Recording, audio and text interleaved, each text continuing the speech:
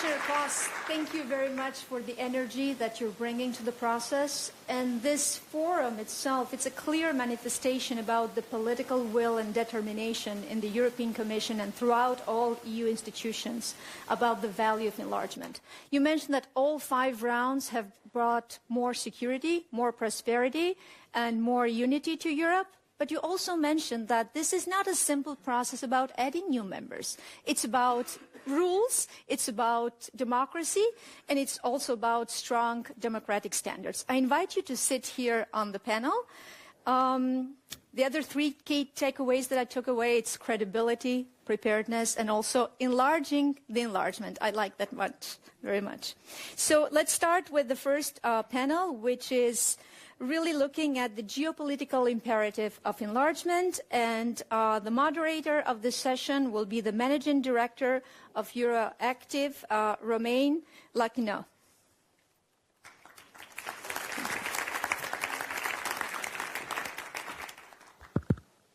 Is it working well? Yes.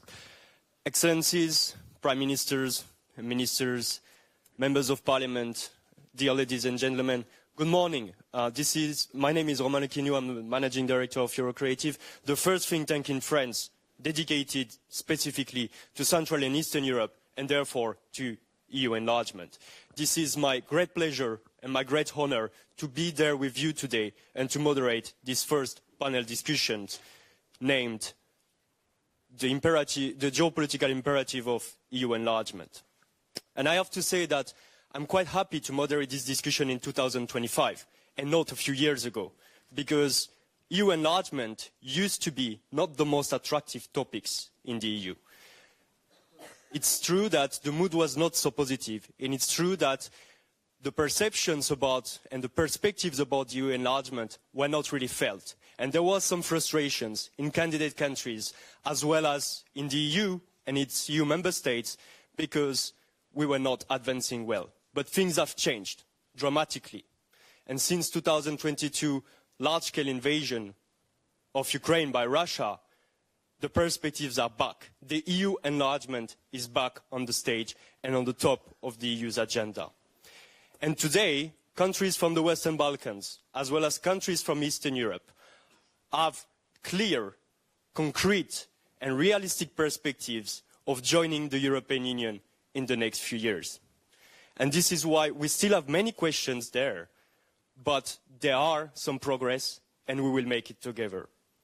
Questions are, can we conciliate the current geopolitical momentum and a merit-based approach? Is EU enlargement the best tool and the only tool to ensure Europe's security and resilience in times of war? Can we collectively deliver the candidate countries, the EU and its member states to build together jointly a Europe that is more secure, more prosperous and more democratic? Those easy questions will be answered by distinguished speakers, and I invite you to join me in welcoming them. First, she is already on stage, Madam Marta, Commissioner for EU Enlargement. Welcome again.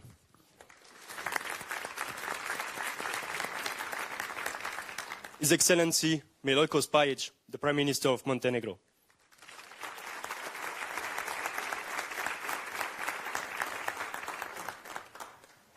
Welcome. His Excellency Alexandru Munteanu, the Prime Minister of the Republic of Moldova.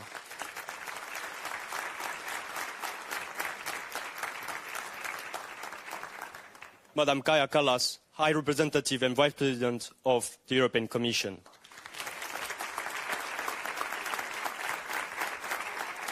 And last but not least, Mr. Andrius Kubilius, Commissioner for Defence and Space.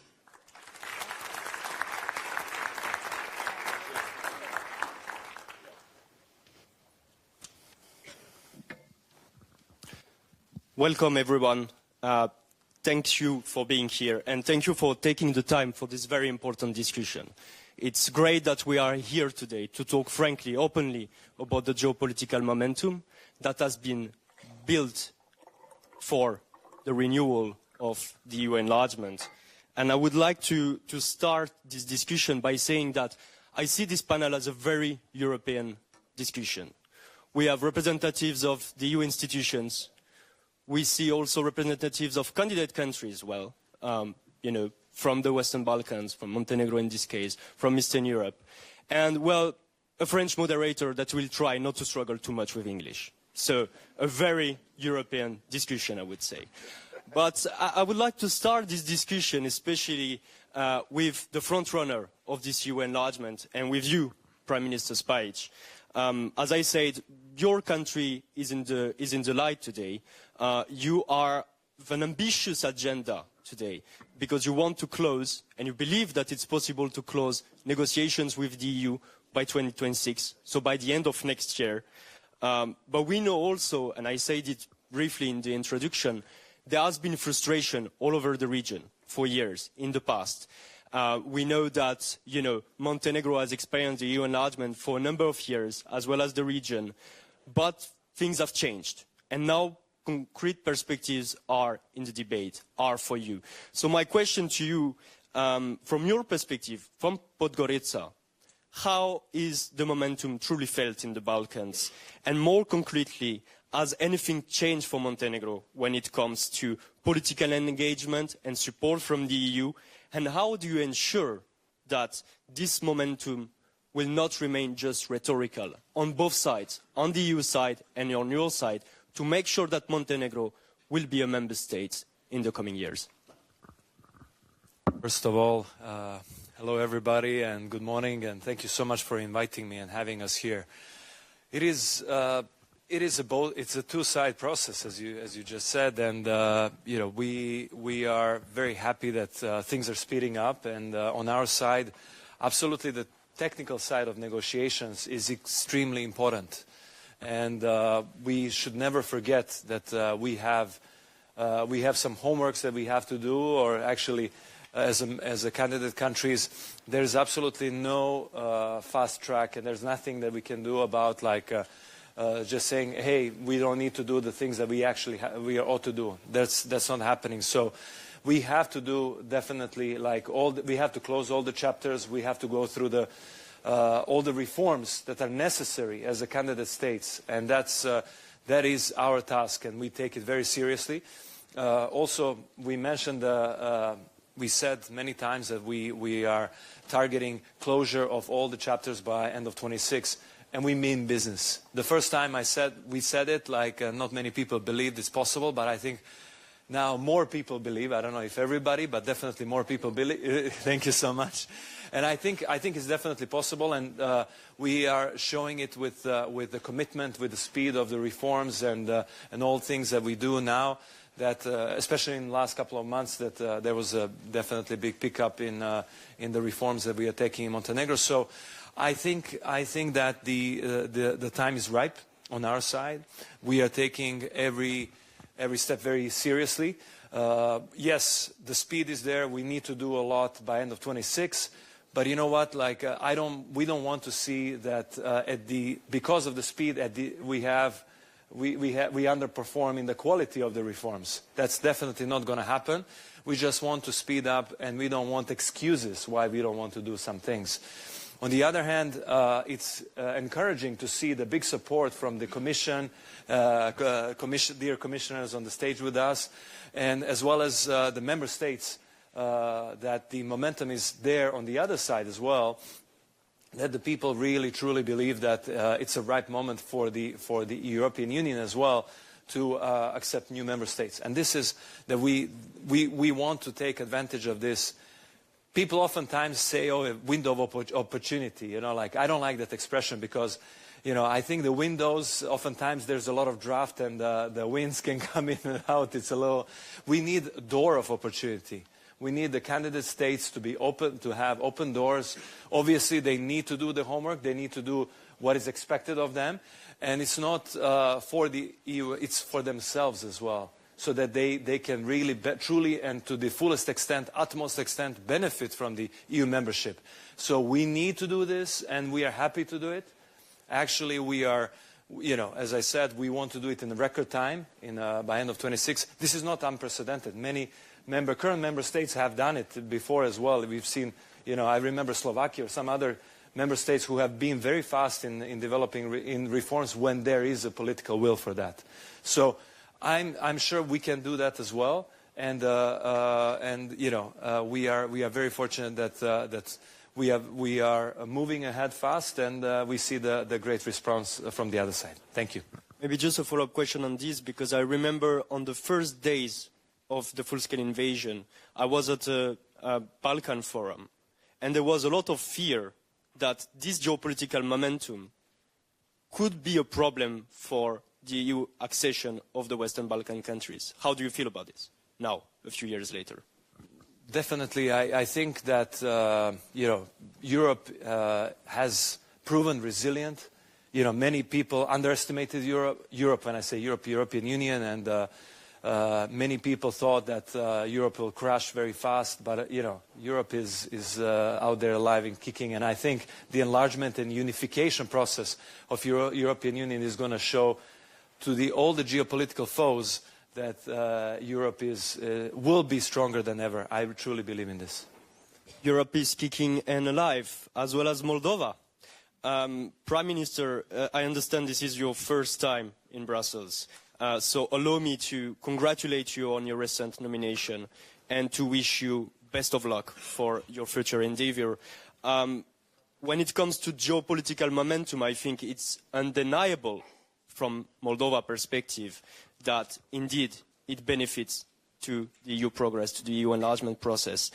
You obtained the candidate status back in 2022, so it's directly linked, we can say it. We know that the previous government in the Republic of Moldova, together with President Maia Sandu, had a specific political determination to make sure that your country can progress fast on the reforms and join the EU as soon as possible. The timeline of 2030 is a perspective that is discussed. We know that there is a lot of work, but this is the objective, and this is what you promised to your citizens during the recent campaign. But the situation for the Republic of Moldova is complicated, and we know it. On the one side, there is the war in Ukraine. There is also the situation in Transnistria, which remains reality for your country. And on the other side, we know also that there are some blockages within the European Union that can basically complicate the process for candidate countries, and it affects your country de facto as well. So what I want to ask you is, from Chișinău's perspective, is the geopolitical momentum sufficient to overcome those vulnerabilities and sustain rapid progress towards the accession? Merci beaucoup. To support la francophonie, on peut. Good morning, everyone. That's not my first time in Brussels, but indeed, for the first time in Brussels in my new capacity. And I guess I will start with that. I'm old enough to remember the transformation of Europe in the last 30, 40 years. I will start probably with the fall of Berlin Wall in 1989 and the revolution in Romania. A few months later, which I witnessed, and then obviously the fall of Soviet Union in 91, and then the whole transformation of Europe. I was in Croatia because I was at some point associated with the Stability Pact on May 1st, 2004, and there was that feeling of a little bit of sadness because their neighbors just joined, and the Croatian accession to the European Union happened a little bit later.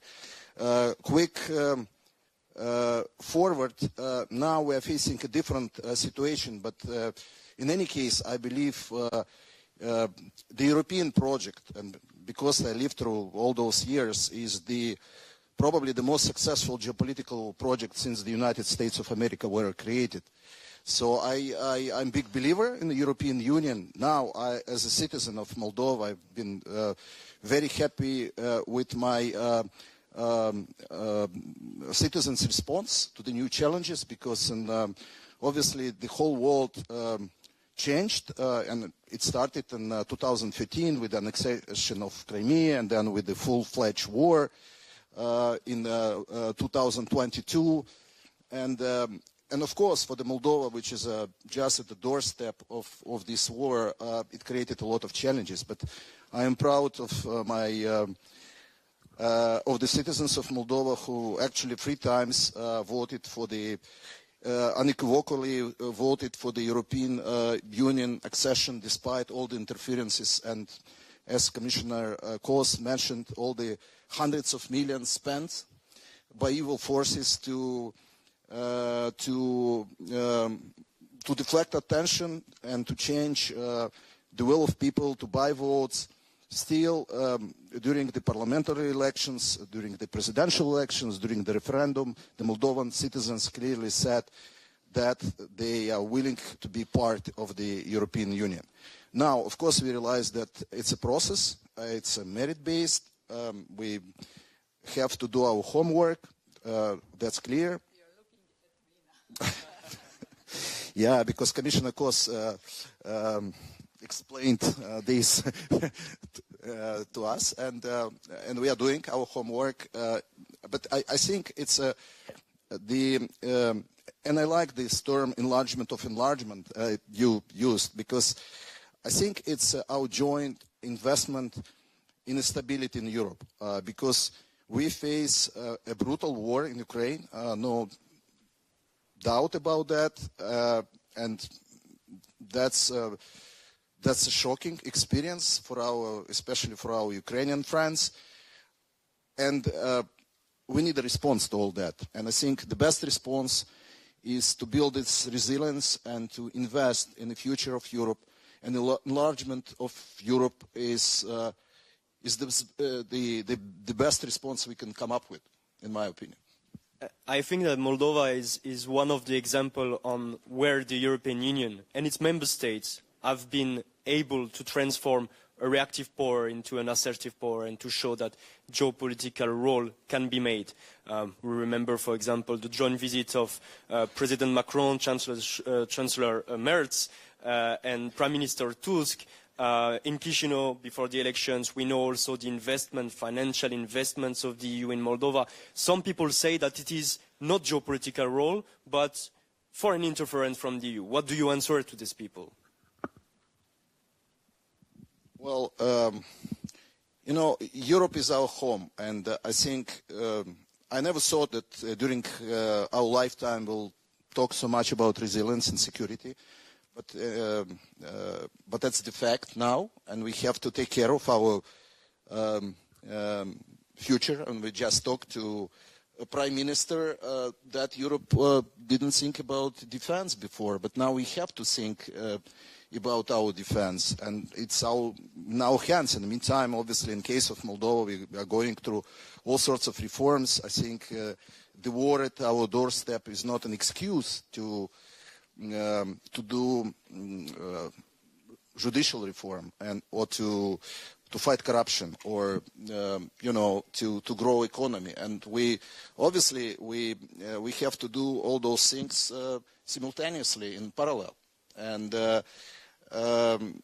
but always keeping in back of our mind that we have a very unpredictable neighbor, to put it mildly, and that neighbor is not going to disappear overnight. It's not a fairy tale story when there will be a magician with a sort of baguette and the whole nightmare will disappear. It's going to persist, and we need a policy, we need a plan how we counteract all those evil actions. Talking about unpredictable neighbor, I think that we can engage with Madam High Representative there and foreign policy and security policy. We know that the EU's enlargement is considered by many as the EU's most powerful transformative tool. We can talk about economy, we can talk about institutions, democracy, good governance. The list is quite large. But what about foreign and security policy here?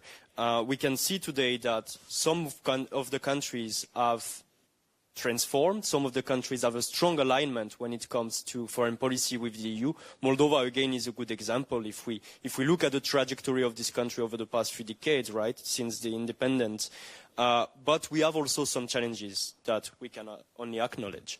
One of the challenges, obviously, is Georgia. I remember very well the presentation of the enlargement package, where it was mentioned that Georgia is a candidate only on paper. We know that Serbia is also a concern within the EU, or at least some member states, as well as some personalities, representatives from EU institutions, are critical towards President Vučić and its government's relationship with a country like Russia and China to some extent. Bosnia and Herzegovina is also a challenge. I would say we are not talking about one single foreign policy, but foreign policies there. So my question to you is, can candidate countries achieve full alignment with the EU before the accession? And how to deal with candidate countries with weak or selective foreign policy alignment? Thank you. I mean, there was a talk of the opportunity window or opportunity door, whatever, but I think still, if you look in the history, it's clear that, sometimes these doors are open and then they close again. For a short time, they're open, but then they close again. And right now, I mean, the discussion is about the whys and the hows. I mean, today more about why. I think, enlargement is in no way a natural phenomena, but it's really a geopolitical imperative. And for us here on the panel, I mean, nobody has to explain why enlargement is necessary, but for our people in member states, we need to explain this. Why is it not only necessary for those countries who join, but also for us? I mean, Europe's physical geography has been, obstacle. We are trying to, overcome this by joining hands. There is also, different reasons of getting over the autocracies, having more democracy, all this. Now, we are coming to your question. We are in this really changing geopolitical world, or changing world. The world order is clearly changing and the shifts are there. So for us, it's very important also for the European geopolitical power, how many are we thinking alike? And that's why we ask from our member states also the alignment with our foreign and security policy, because that shows whether, in this very competitive world, whether you are with us in thoughts and ideas or you are not with us. So that's why we ask this from our member states, because we already struggle with, some member states inside a European Union that see these things differently. And why I'm saying this is that when we are not united, we don't have the geopolitical power that we should have if we are united. And that's why our focus on the unity is extremely important. That we speak with one voice when we come to the multilateral fora, when we see the world in a similar way, where the threats are, who is our friend, who is not our friend, how to build alliances, and on basis of what are the values that we are supporting, then in the world, this is extremely important for us. And you mentioned the term window of opportunity, and I have to ask you here, especially about Turkey. We know that in this current strategic world, EU-Ankara relations are very important, are very strategic, but at the same time, the enlargement process with Turkey remains stalled, I would say. How do you see it? How can we advance with Turkey specifically? Well, tying those two questions together, I mean, in the last enlargement report, the foreign and security policy alignment of Turkey has dropped from 6% to 4%. I think this is definitely something that we have to keep in mind. At the same time, it's also clear that in this changing world, we need Turkey on many aspects, and we need to cooperate with them. We have some positive, projects where we work. One is Azerbaijan, Armenia, and Turkey, and normalization of the processes, because it's also important for us, the connections, transport connections to Asia, all this. So there's a lot of areas of mutual interest with Turkey. Now, when it comes to enlargement, of course, Marta can talk more about the obstacles here. And if we look at the domestic politics in Turkey, these are not really aligned with the principles that we have in Europe, which is, democracy and freedom of speech and freedom of opinion and gathering. So this is definitely a problem. But we try to, balance on the interests that we have in those areas where we can cooperate with, also raising the issue of the values that are important for us. Thank you very much. Commissioner Kubilius, we talked already about stability and resilience, and we know that it's one of the major goals when it comes to the EU enlargement. It is a clear benefit from the EU on this point for security and defense. You mentioned it publicly many times. You are a defender of enlargement as well. But I would say, or in my opinion at least, not many discussions focus on what candidate countries can bring also to the EU when it comes to capabilities, when it comes to strategic depth, when it comes concretely to defense cooperation, for example. Okay, we have the debate on Ukraine because it's already a political debate with many opportunities foreseen as well as a few risks already identified, sure. But for the other candidate countries, it's a bit difficult to find some discussions there. So, Commissioner, pardon my French, but how EU enlargement can concretely deliver on our objectives of European strategic autonomy? Well, thanks a lot for a very good question. And I understand that really we have a very interesting panel here. We have Moldova, we have Montenegro, we have Estonia, we have Slovenia, and we have Lithuania, and we have French. So, and we shall convince you on everything. Because really, some of our here panelists are really striving to become members of EU. We had that experience, and you can see really what does it mean enlargement for European Union. Well, Estonians, Slovenians, and Lithuanians now are responsible for very important, policies of European Union, and that is what I would confess. I was not dreaming about that when we were entering European Union, but it happened.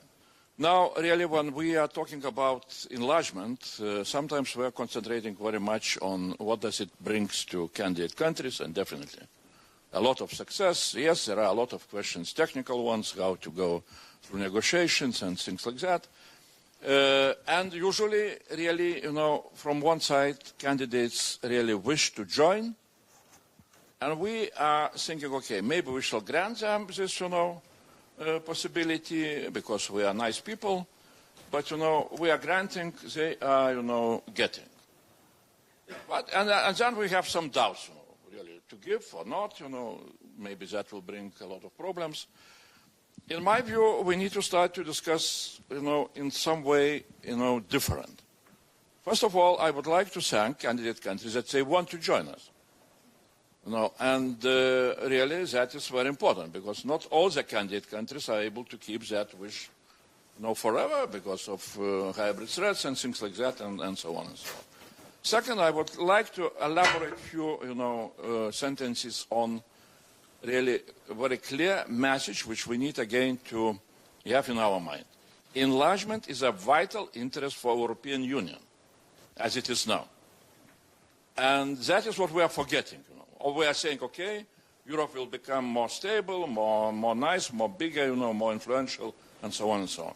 I would like to stress two, very clear points, which are related also with your question about our autonomy, but also, very much related with, in general, what kind of European vision we have, not only of European Union. And sometimes I'm, dreaming that exactly France could come with grand narrative of the future of Europe. President Macron likes to bring sometimes those grand narratives, and I think that in some way, we are lacking that. What kind of grand narrative? Really, first of all, why enlargement is such a vital interest for us? Because of a very simple reason of security and defense reason, when we're talking about Ukraine. Now on the European continent we have, two battle-tested armies. Russian battle-tested army, which is much stronger than it was back in 2022, and Ukrainian battle-tested army. And when our intelligence services are saying that, Russia can be ready to test Article 5 during the next 3 or 4 years, so my question is, are we ready to face battle-tested Russian army? And that is why I'm saying, well, it would be a big historical mistake if we shall not have on our side very well integrated Ukrainian defense capabilities. So that is one reason. Second, again, this grand narrative question. How we foresee longer-term future of European continent. Are we ready to live forever with, threats coming from authoritarian, aggressive Russian regime in our neighborhood? Or we are looking how we can try, at least to try, to transform that situation. Of course, that will not happen with Putin or Lukashenko in power. But what can change situation in that part of the European continent? In my view, first of all, success of candidate countries which are now aspiring to become members of the European Union.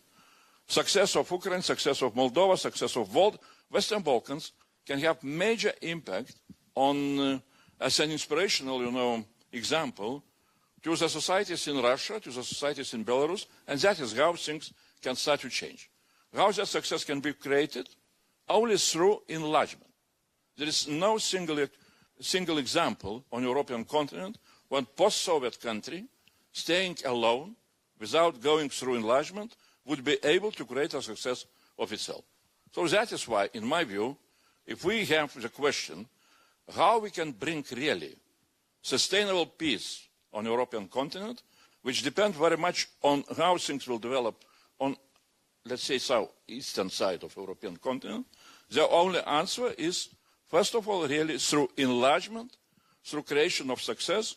We are three of here, Slovenia, Estonia, Lithuania, were exactly example of how that success was created. And the question is, are we going to, to this geopolitical imperative? And do we really understand that enlargement here is a vital interest of the European Union when we are talking about longer-term perspective of sustainable peace on the European continent? I think that I convinced even French. I am convinced. But I'm a French interested in Central Eastern Europe, so it's a bit specific. But let me just follow up very briefly on one specific question, because given your portfolio, it's important, I think, to ask concretely about this. We know that you work on very important defense initiatives today. Do you see a way to integrate candidate countries specifically and concretely in those defense initiatives, such as the European Defence Fund or the SAFE mechanism? Well, there are, instruments which now we are starting to implement, and where, for example, Ukraine, because of her both significance and her experience, are very much featuring in those instruments like safe loans. We shall see very soon, in 2 weeks' time, how many European Union member states who took safe loans are also going to share those loans with Ukraine. That is what is written down into regulation. Second, again, very soon, perhaps from the new year, so-called European Defence Industry Program will start to be implemented, which again has the whole chapter on Ukrainian defence industry integration with European ones.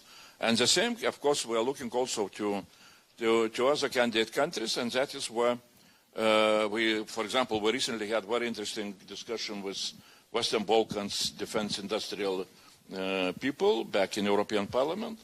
And it's really, here are quite a strong potential which can be useful if we shall integrate ourselves much more into some kind of what we can call European Defence Union. Again, that is what is in our agenda, to develop some kind of concept of European Defence Union, which could exactly open the doors for integration of the countries which are today candidates to the European Union, but which very soon can become real members of the European Union. Thank you very much. Yes.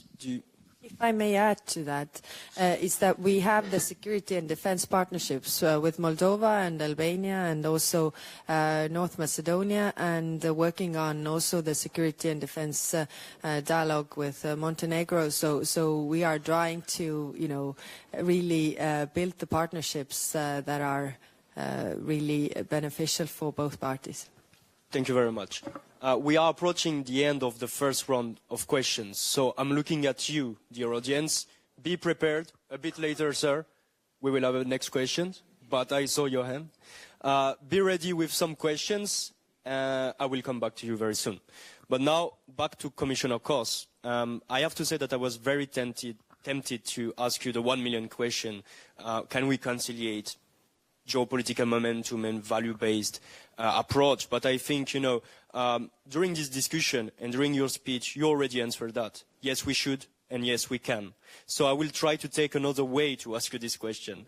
And I would like to bring the concept of gradual integration into the discussion, because I think it's an important dimension. It is also, to some extent, we have to say, contentious topic, especially in the public debate, with these debates, is it a delay of enlargement or not? But in the same time, we've seen over the past few years, and especially during this geopolitical momentum of the EU enlargement, that it brings something concrete. It brings positive results, especially because it's a clear way to make progress along the process, right?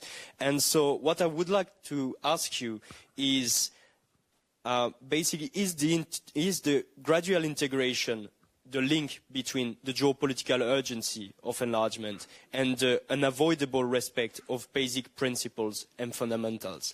And in the same time, is it also a concrete possibilities to de-technolize or de-technocratize, I don't know how to say it, frankly speaking. You should be careful now, yes. Yes. The process, because it remains a very technical process. You mean the accession process? Absolutely. And to bring some political realities also for EU member states to feel that the momentum is now. We know that the momentum is there in Brussels, but we need to bring some realities also for those countries. How do you see it? I see it as a very serious business. And sometimes, it takes really years that the candidates can align with our acquis. Some would call it technocrats. I would call it it's a mechanism which ensures us that once the new members will join the EU, they will enrich us and make us stronger, not weaker. Even Sweden has been on a very high level of economic development and the rule of law. Even Sweden needed 3 years to negotiate. So it cannot happen through the night. On the other hand, you have been mentioning the gradual integration, and this really means that the candidates can become a part of our European, if I simplify, European system in some areas even before. And this is a clear sign that we want to see them connected before. For instance, a great project, I was speaking about the energy integration of Moldova and Ukraine. Until the end of 27, Ukraine and Moldova will be 100% integrated in the European energy market. And we started this. It is also a financial project, but a very strategic and I would say a security project. With which we will ensure that Russia will not blackmail them, and with them also us. There are many areas also like SEPA, like roaming, so it is not a substitute for the membership. It is just giving a sign, especially to the citizens of the candidates, that the accession is real and is already happening, so no substitute. And I was also mentioning in my speech before a new art of gradual integration, and this is when we speak about protecting our democracies. You've been asking the Prime Minister of Moldova, if they see this as an interference. I get many questions, you know, is this what we did together, the European Commission and member states, if this is an interference? I would say not at all. You know, when, I don't know if there are some British citizens, but when UK decided to go out, we didn't dare to ask them to stay, because we thought that this would be an interference. I would love to have them back. Perhaps they will be a candidate again. But, you know, from this respect, it is not the interference. It is really protecting democracy in Europe. And thank you, Andrius, to bring in this grand narrative. You know, having you as a French, as a moderator, you know, probably you are very happy today, because with what we do today with the enlargement, we go back to what Charles de Gaulle actually wanted to have, a sovereign Europe or independent Europe. You know, when we speak, we are under attack, not just from the East, we are also under attack from the West. And we can succeed only, really only, if we bring the candidates closer to us wherever it is possible. Defense, it is happening now. Democracy shield, protecting democracy in the European Union means also protecting democracy in our candidates. This is our neighborhood. Or for the first time, we have adopted on the level of the European Commission civil society organization strategy. This is really strategic, because we need their help. Or we will develop media resilience plan. You know, me being a journalist, if somebody would tell me 20 years back, and we have many journalists here, also from Moldova, from our candidate countries, warmly welcome to all of you. We have to enable media to exist as independent, free media. You know, one of the lessons learned from Moldova is that the free media is a factor of national security. So this is what we are doing now. We didn't think about it years back. It was not a necessity. But it is not only because of the candidates, meaning protecting democracy is also inside the European Union. And doing this, if I say it romantically, hand in hand with our candidates, it's the only way really to protect us Europeans. I fully agree, and I will make you a confidence, Madam Commissioner. I'm fully convinced. I'm also convinced by the political will of the Commission. I'm convinced when an Estonian, a Lithuanian or Slovenian talk about EU enlargement. But the reality is not just that. And there is also some member states who are silent. Is it about passiveness? Is it about opposition? My question to you, and it's a bit provocative, there is willingness from the EU side, institutions. There is willingness from most of the EU candidate countries to join the EU. Is there political will, or is there enough political will from the Council and the Member State at that stage? You talked about enlarging the enlargement. Is it yet the case? Yes, we are working on this. When I say to enlarge, the enlargement is, you know, seeing enlargement just as enlargement is very narrow. And for me today, enlargement is much, much more. It's making Europe stronger. It's, you know, my going to the moon is the unification of Europe. The EU, the president was saying in the video, you know, in the sense of was established because we had 2 world wars here in Europe. And as long as we are having the European Union, there has never been a war on the territory of the European Union. It has been in Europe. And this shouldn't happen again. So this is what we are doing, securing the whole continent. You know, EU 27 has given a candidate status to all of the candidate countries. You're looking at me, yes. Also Hungary has given a candidate status, a green light for a candidate status for Ukraine. And this is the basis.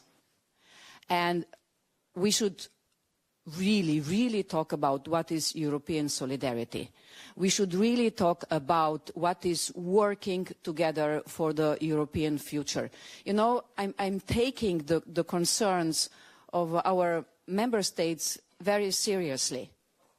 But the minority issue is not an issue when it's about the Ukraine. Even if it would be an issue, we could discuss everything in the cluster 1 under the fundamentals, meaning no country which is not respecting the rights of the minorities can join the EU. So simple is that. So taking the concerns seriously and discuss about it.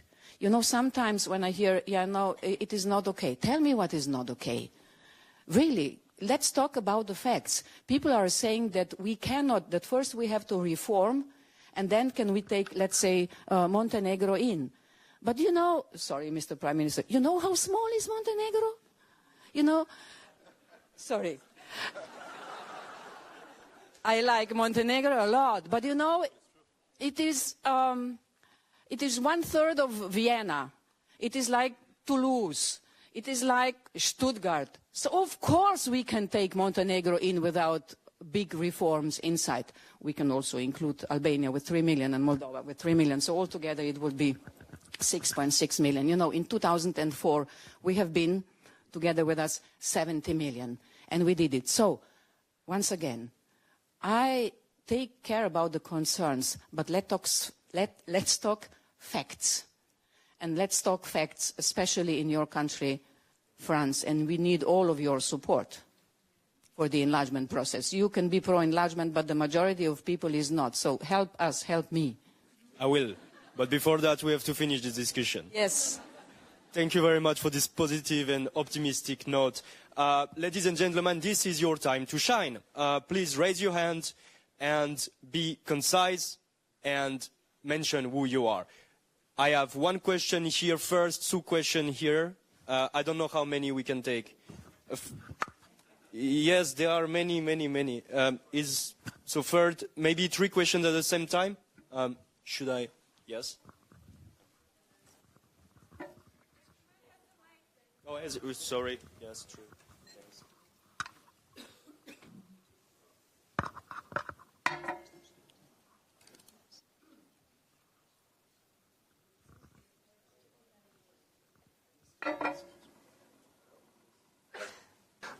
My name is George Robakidze. I'm the former Georgian diplomat and now the head of the EU Awareness Center, a Brussels-based NGO. Working 20 years on EU enlargement and reforms in Georgia, it's heartbreaking for me not to see the representatives of the Georgian government sitting next to their colleagues. Once a front-runner country, now turned into a free-falling in a democracy backsliding. So my question would be to the commissioners, is there any possibility to help further the Georgian civil society who is still struggling bravely for their European future?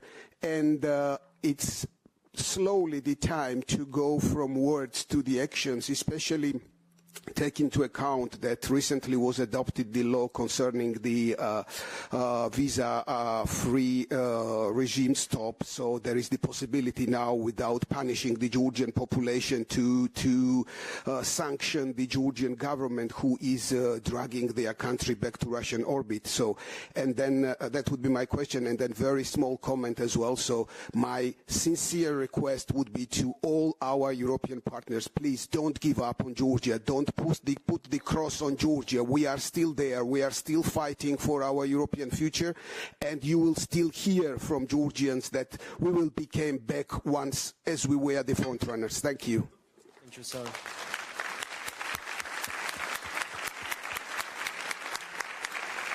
The second question, please. No. Do you hear my voice now? Great. Thank you so much, Roman. And, well, another Georgian speaking here, but as the question on the Georgia has been already asked, let me focus on the other points that I kind of lacked from the very comprehensive discussion so far. I'm Tina Khlediani, research fellow from the Center for European Policy Studies. And the questions I had is about, you know, especially Commissioner said, let's speak about the facts. The fact, as we see it right now, is that accession process to the east, Ukraine and Moldova, is currently stalled, and we know why this is the case, that, you know, one member state has been apparently blocking it, even though Commission has really advised to go ahead and open the chapter. So I just wanted to check with the panel, how is the EU, going to resolve this member state veto problem, which we know and are very well aware from all the stalled process from the Western Balkans. And very quickly, because we also have the Vice President of the Commission on board and the Defense Commissioner, just to check this fundamental question, as we speak about enlarging the enlargement, the question is, can the EU really secure its current union and all the candidate countries standing in line, particularly when it's about to enlarge to the east? If the enlargement is really credible, I think we need security, and it would be great to hear where does it stand, European Union, on that front right now. Thank you. Thank you very much. A third question, please. Thanks very much. I'm Ian Bond from the Centre for European Reform in London. First of all, thank you very much, Commissioner, for mentioning the UK. I too hope that one day we might be applying again, although it doesn't seem likely to be very soon. But my question is about the geopolitical imperative. I mean, I agree that enlargement is a geopolitical imperative, but every minute that we're sitting here, Russian forces are advancing further across Ukraine, slowly but inexorably. Can you call it a geopolitical imperative if we are allowing one of the major candidate countries to be gradually eaten away? What is the EU going to do to stop that happening? Not merely to slow the rate of advance, but actually to ensure that there is a sovereign Ukraine with control of its territory when it joins the EU.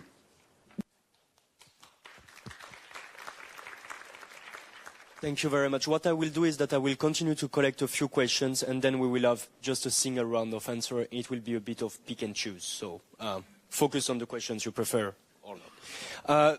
A few more questions. Yes, please. Thank you for the floor. Strahinja Subotic. I work at the European Policy Center in Belgrade. We've been long champions of gradual integration, and we're happy to see that it's steadily progressing, but also the ideas that are related to post-accession, when the enlargement actually takes place. I'm addressing my question to Commissioner Kallas. I remember even during your questionnaire a year ago, you were mentioning safeguard clauses.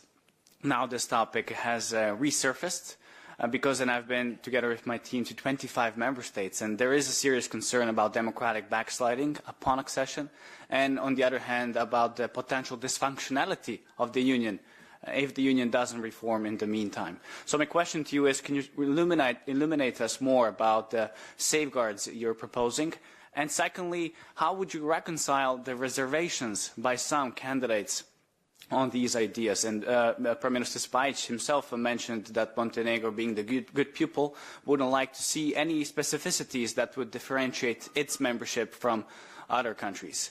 And of course, it's not the only one who has reservations, while we should also give kudos to Prime Minister Rama, who even mentioned that he would renounce veto rights if necessary to express solidarity with skeptical member states. Thank you.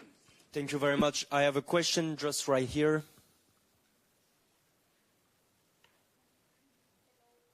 Julia Servan, Journal TV, Republic of Moldova. So I have 3 questions. Mr. Prime Minister, could you please tell us what are the main priorities for Moldova in the upcoming year? Commissioner Kos, what are your expectations from our government? And Commissioner Kubilius, you mentioned recently that in the next 2 or 4 years, Russia could test the security of the European Union. Could you please tell us how big is the risk for the Republic of Moldova, and Mr. Prime Minister, how we can cooperate better with the European Union to defend ourselves? Thank you very much. I will take a last question. Yes.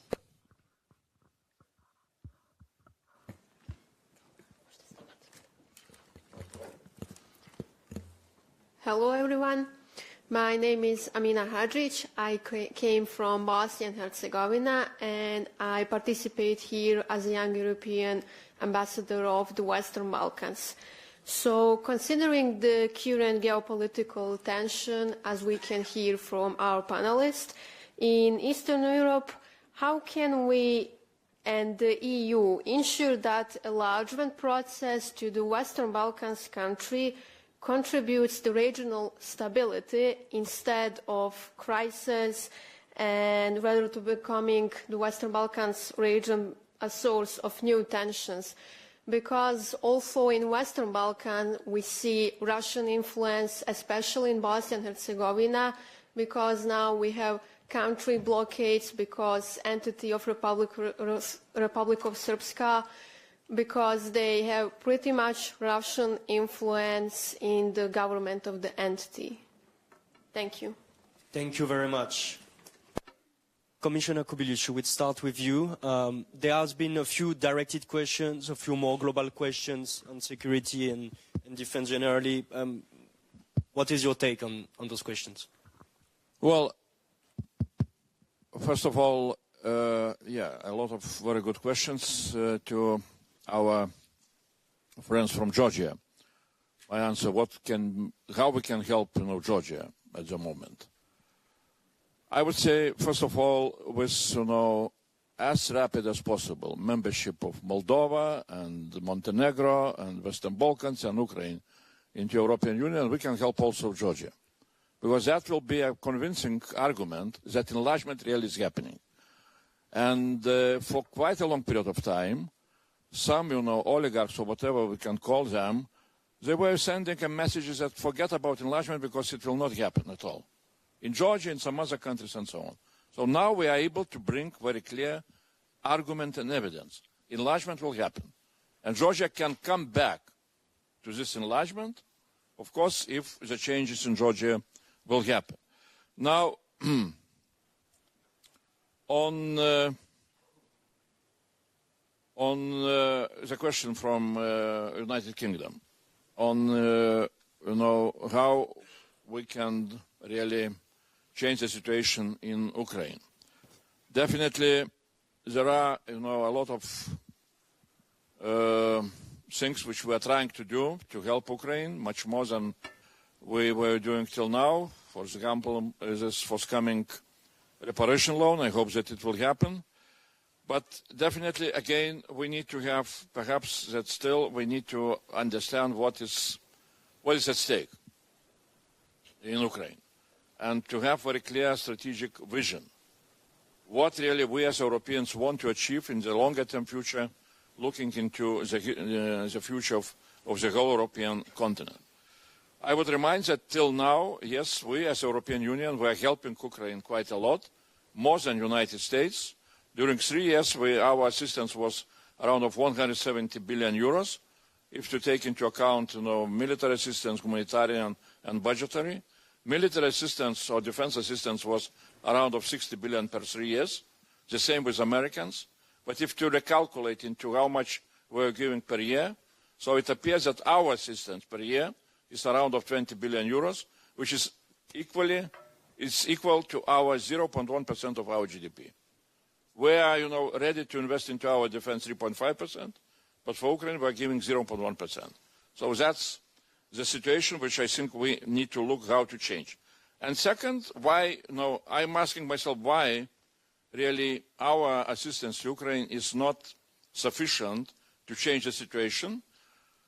I'm coming to very, at least for myself, to a conclusion that perhaps again, the deficit on our side of much more clear strategy on Russia is making us, not always efficient enough to support Ukraine.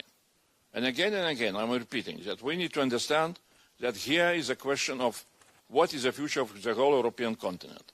Let's remind ourselves Brzezinski formula, that if Russia will have possibility to control Ukraine, Russia will always stay as an empire. And that will be a danger for all of us. If Russia will lose that control, maybe Russia can become a different country. And that will diminish the threats to us. So let's have much more clear, big narratives on how things can develop in Europe. And yes, question from Moldova on can Russia test? It's not my prediction. I was just quoting, forecasts or predictions from different European Union member states' intelligence services when they are repeating publicly now starting from German intelligence service, Netherlands, Denmark, Poland, and others, when they are saying that Russia can be ready to test us during the next 3 or 5 years, and that is what we need to be ready to defend ourselves. That is why we have all the programs which we call Defense Readiness 2030. We are investing a lot of financial resources, and we need to learn a lot from the same from Ukraine, how really to be ready to fight the war which Russia can wage against us. Thank you very much. Madam High Representative, there were a few questions on foreign security. Yes. First, I wanted to react before on, what Andrius was saying, and on a personal note, just to understand how much we have changed. My father was the one who was doing the negotiations for the European Union. To join the European Union for Estonia, and now I'm on the other side of the table. So things happen, and also to complement what Marta was saying on the minority rights. Minority rights are defended and protected inside the European Union. So if you're worried, for our Hungarian friends, we have been stressing this, if you're worried about the minority rights, then, you should take Ukraine in, because then the minorities are definitely protected. Now, on the questions, on the security issue. First of all, the strongest army in Europe right now is Ukraine. So, if Ukraine is in, then we are all stronger in terms of security as well. Of course, that is very clear. And we are doing the things to trying to defend ourselves, to invest more in defense. And what Andrius said, I would add that, whether there is attack on or whether Russia is going to test us. Russia is invited by weakness. So if they think that we are not ready, if we are not doing enough for our defense, then they might test us. If we are ready, then they will not test us. I think this is the logic. And the thing is that, the defense, it is, the more we invest in defense and more ready we are, then the smaller the risk, actually. And that's why we need to do it. Of course, it is very hard to explain to our people because, in during the peacetime, that why we have to, invest in defense when we need all this money for, social, your roads, education, whatnot. But if you then don't have the security and defense, then, all the other things are at risk as well. And you need to invest in defense when it's peacetime, because when it's already war, it's too late. And if we are ready, then they're not going to test us. So this is I think two sides. Now on your question of the geopolitical imperative and Ukraine. This is what we are doing. If you look at the big picture, there are some forces in the world who are trying to say that, the easiest way to end this war is that Ukraine will give up and surrender and give everything to Russia that they want. But like Andrius was saying, it is feeding their imperialism, which means that, we might have a pause, but we will still have, more wars in coming years. So that's why our approach has been very clear. We are, helping Ukraine to defend themselves militarily, also financially, and humanitarian aid as well. We are doing the outreach for our partners all across the world so that they would also do it. And by the way, we will have the Foreign Affairs Council this Thursday, and previous one we also did the discussion with all our member states to do the outreach to help Ukraine also from the countries who are not usually supporting Ukraine when it comes to energy infrastructure, because what we see, Russia is really trying to destroy the energy infrastructure to cause as much pain to the civilians. So, if, this is right, that 93% of Russian targets have been civilian targets, it's clear that it's not a military fight, but it's actually trying to suppress Ukrainian. And the other thing we are doing and continuing to do is the pressure on Russia. That's why we have, sanctions.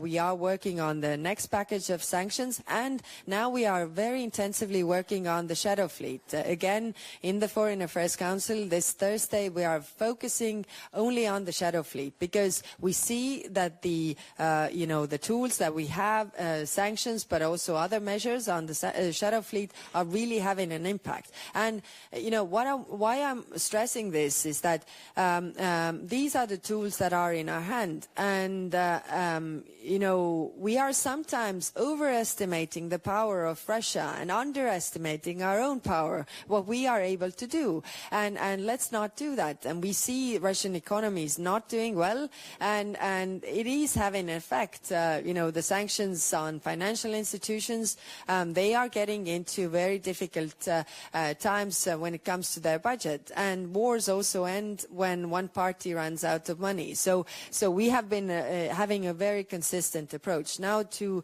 the Western Balkans. Yes, I mean, we are, especially Bosnia-Herzegovina, as the question was. I mean, we are all from our countries that are, also different nationalities, but we also have a European identity. And of course, it took some time to work with that.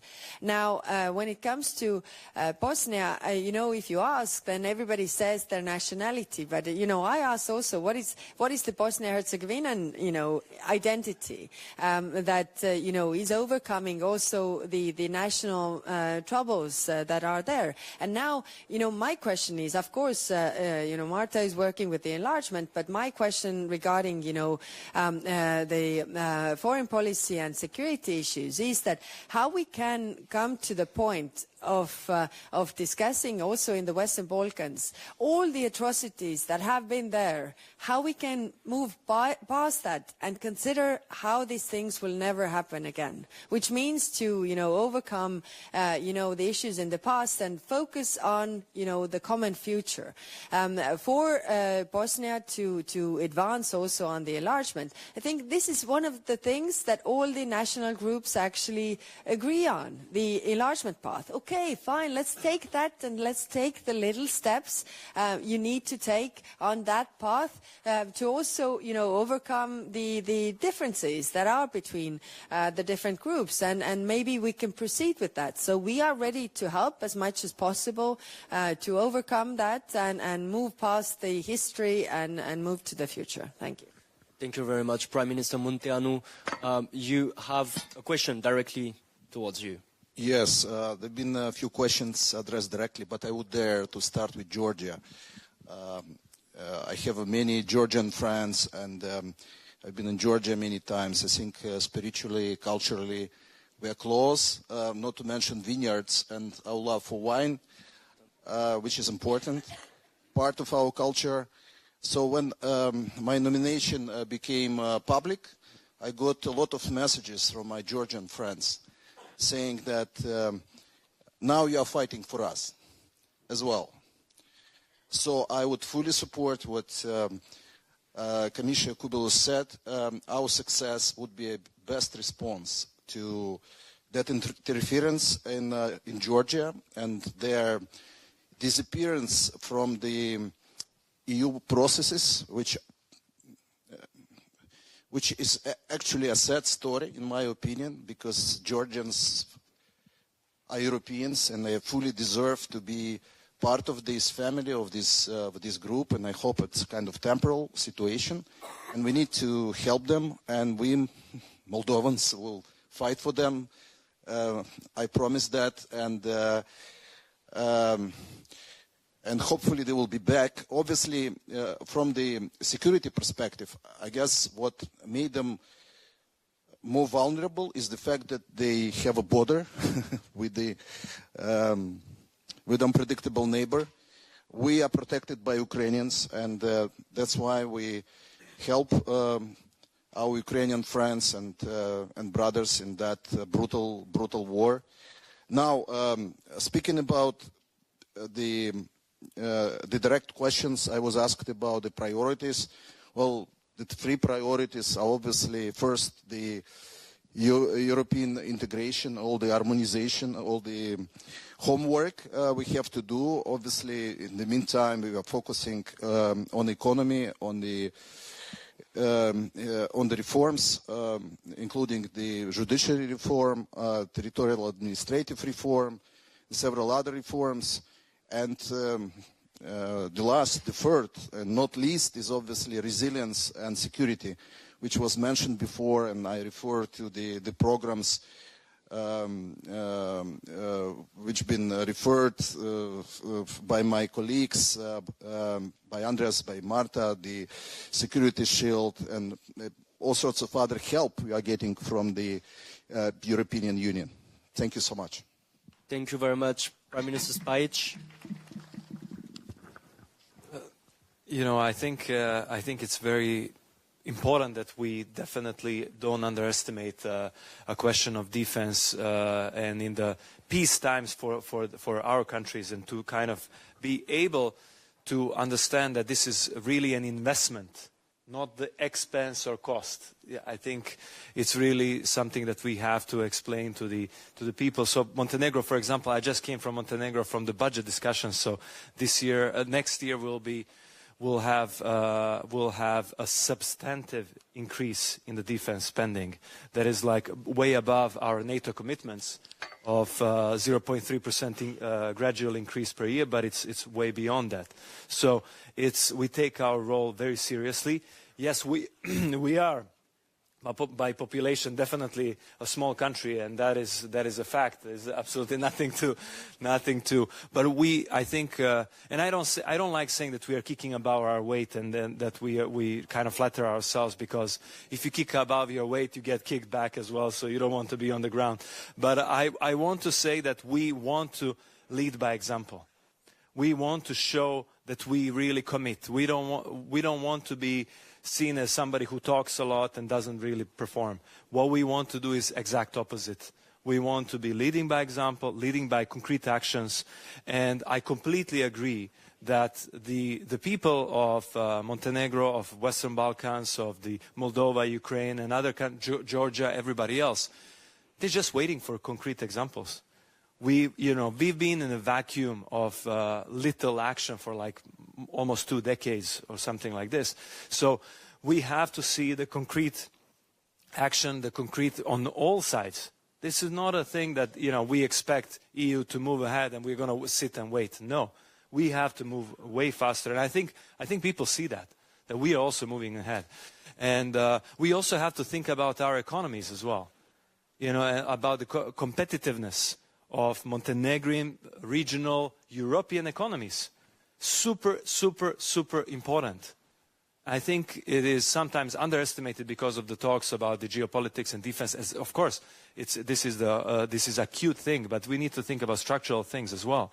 How to strengthen ourselves in a global environment. I'll just give one example, because I'm a student I studied in Japan actually in my undergrad. So, like Japanese oftentimes say this, and they are very focused on 1985 and Plaza Accord that happened way behind, and many people actually take notes from these times, etc. This is an event that had very little attention in Europe. Actually, this was a time when the currencies of United States vis-a-vis the European major countries, I think it was France, UK, and Germany present there, but also Japan and some other countries were actually. We see appreciation of these currencies, a depreciation of US dollar at that time. So it's actually a little bit similar to what's happening now with trade. So what happened back then, the biggest effect was seen in Japan, who had the bubble and the burst of a bubble and had like 20 years, they call it lost decades, after the economic lost decades. And one of the reasons why actually a lot of professors come out and say why that happened, they didn't have a cushion of a big single market. They didn't have they didn't have a lot of allies around them, and they didn't have a lot of things that actually Europeans did. So Germany, France, UK, they avoided that huge bubble in the 90s that Japan had. And this is on economic terms. And this is something that is a good argument for the unification of European continent and further enlargement, of course, on the basis of values as well. Like we have to see, we have to get together, not only based on the purely pragmatic single market. Yes, that's super important. But we have to come together on the value basis. We have to stand together as Europeans because as unified, we are only then, we are very strong. And we can, you know, people will respect us much more, and they will actually say, this is, you know, the Europe means business. Europe is really out there, and they won't underestimate us. Thank you very much. Commissioner Kos, you have the final words. Thank you. Dear Tina, thank you for following the accession process so closely.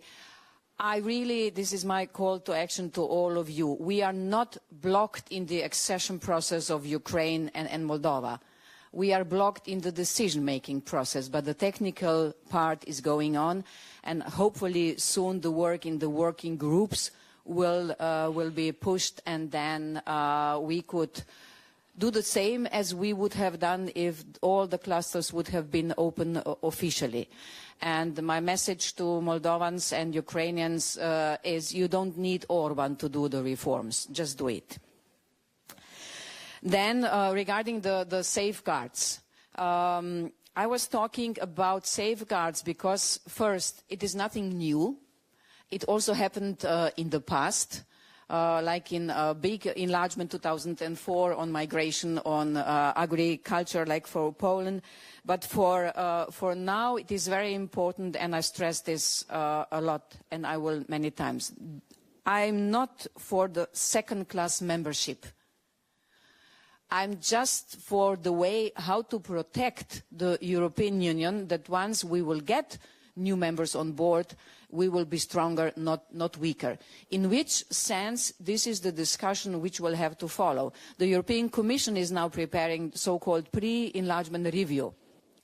It will come out in the next month, and then we will discuss also with the member states what kind of safeguards do we need. And as I have said in the speech before, those safeguards will be unnoticed as long as all the candidates, being a member, will fulfill their obligations and commitments.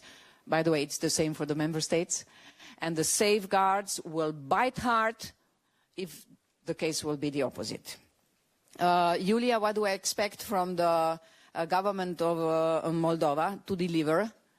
And Moldova is having a great chief negotiator, Christina, somewhere sitting here. So, Christina, we have already been discussing if Moldova wants to finish the technical part of the negotiations in 28, what needs to be done from tomorrow on. So we have really a good plan, and we will help. And the second part, what I expect from Moldova, is to really make the best out of the 1.9 billion growth plan.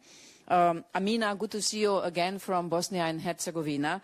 Please, I really have trust in young generation. When I was there visiting all the parts of Bosnia, I have seen also the young generation in Republika Srpska wants the EU membership or EU perspective.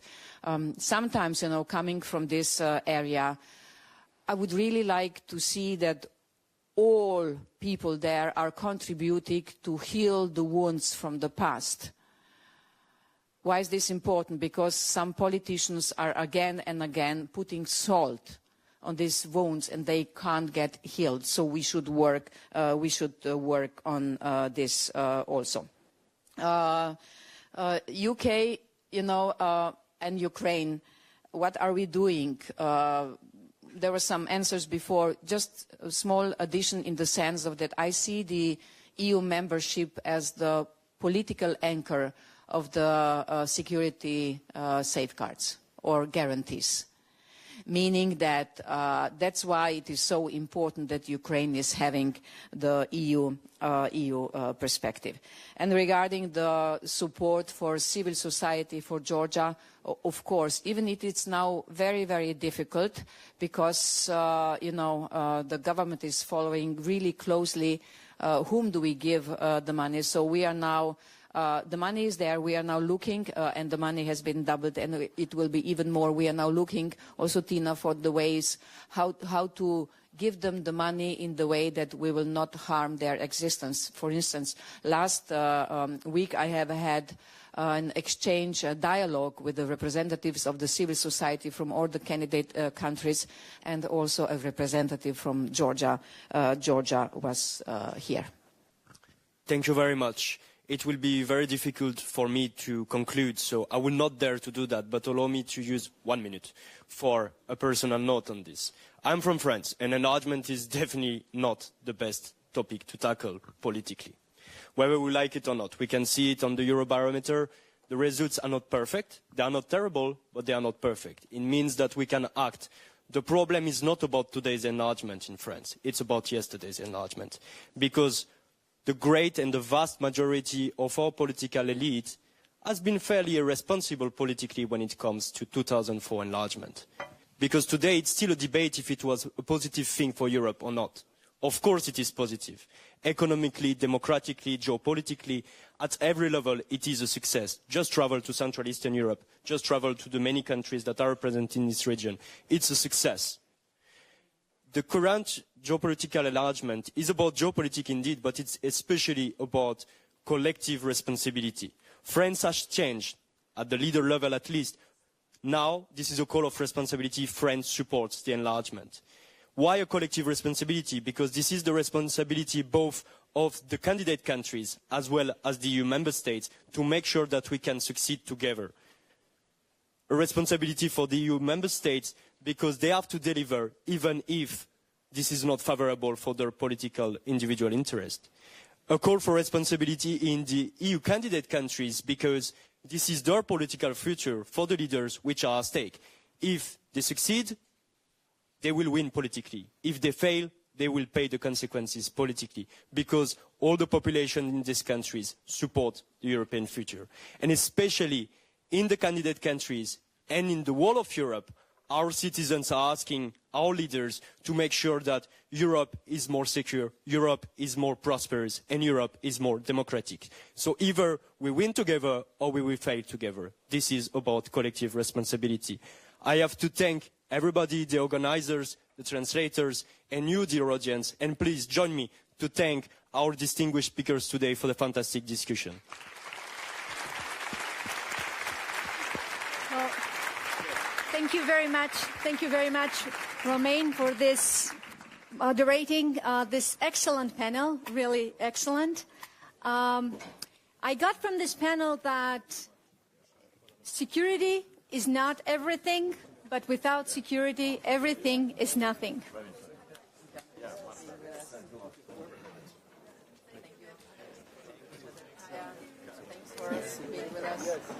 Should we take a picture? Oh, thank you so much. Will be great. Yes. But I think they are already gone.